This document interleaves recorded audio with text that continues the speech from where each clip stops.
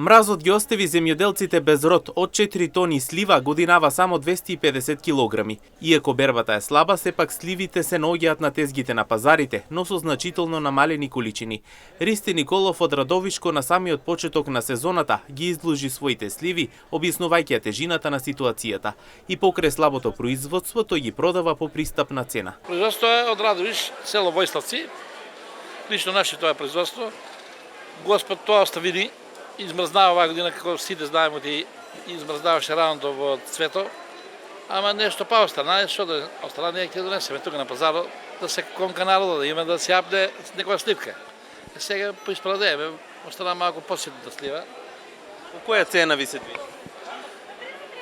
Пробаваме прво по 120, некако по-тешко не се дава, ама на 100 динара добаваме.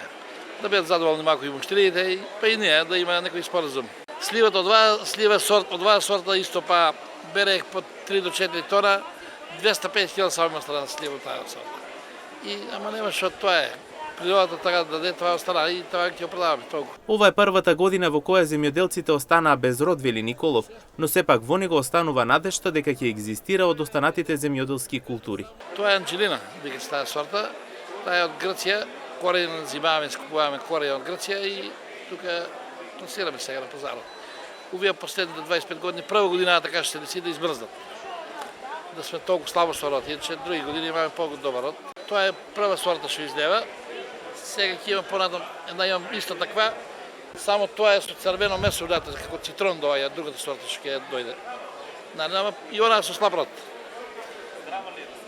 Здрава, долго вкусно, многу е. Не е прскано тоа го прскаме со това, како вика, што пече пораците, куприва. Збираме куприва, у бориње, у вода, после да се третира и многу е добра за мочни патишта, да се користи за бубрези, за прочитување на бубрези, на цвејот дроб. Сливата многу користи, многу полезна за да иде.